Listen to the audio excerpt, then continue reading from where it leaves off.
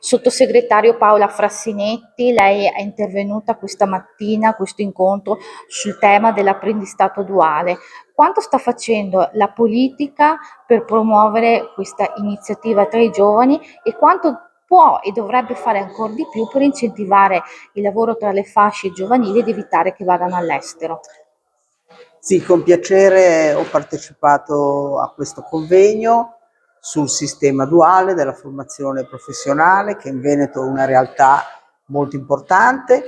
Il governo rema in questa direzione, in quanto la nostra riforma della filiera dei professionali e dei tecnici 4+2 ha proprio come obiettivo quello dell'inserimento nel mondo del lavoro con titolo qualificato dei nostri ragazzi e delle nostre ragazze.